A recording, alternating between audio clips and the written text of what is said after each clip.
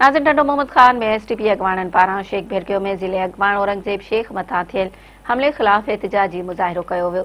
उन हवाले सां ॾिसूं था हफ़ीज़ मेमण जी ही रिपोर्ट।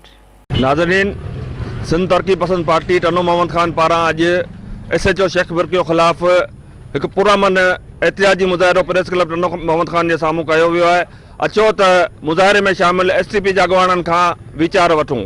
जी त शेख भिरकियो असांजो सीनियर दोस्त है औरंगज़ेब शेख, उन मथा उते तक जा जेके हुकूमरान दौर जा वांठा आहिनि उन्हनि कातलानो हमलो कयो ऐं हमले खां पोइ उनखे मौतबार धमकियूं ॾिनियूं ऐं सिंध तरक़ी पसंद पार्टी जेका आहे ज़िलो टंडो मोहम्मद खान सिटी टंडो मोहम्मद खान इन भरपूर मज़म्मत थी करे ऐं उते जे SHO खे इहो वान थी करे त बर वक़्तु जेका कार्रवाई करे जेके मुलवस जवाबदार मसूद थईम उन सां गॾु जेके ॿिया माण्हू आहिनि उन्होंने गिरफ़्तार कयो वञे। शेख भिरके में जो मसूद थईम है उनकी एडी गुंडागर्दी एडी आवारगर्दी है जो असो सीनियर अगवान औरंगज़ेब बाबू शेख जो गस वो पे रस्ते ता वो पर हुन मसूद थईम एडी बदमाशी है जो उनके रोके करे उन गाड़ी के धकायांस उन विढ़णी जी फायर किया फायर जो छुटो कोने असी उते एतरा मानू शाहिद हैं उन बावजूद इनके एडी मन मस्ती है एडी दादागिरी है जो असांजे सीनियर अगवान STP अगवान ते माना करे तो बदमाशी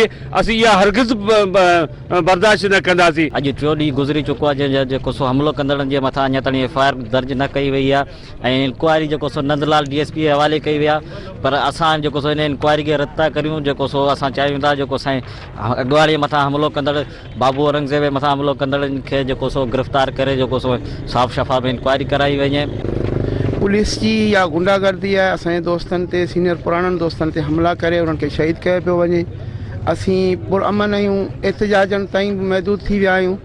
जेकॾहिं न त पुलिस जेकॾहिं का बि कार्रवाई नथी करे त सुभाणे असांखे को ॿियो बि क़दम खणण ते मजबूर न कयो वञे। नाज़रीन, तव्हां STP अगवाणनि जा वीचार ॿुधा। कैमरामैन सब्तैन अली मेमन सां गॾु अब्दुल हफ़ीज़ मेमण, मेहरान TV न्यूज़, टंडो मोहम्मद खान।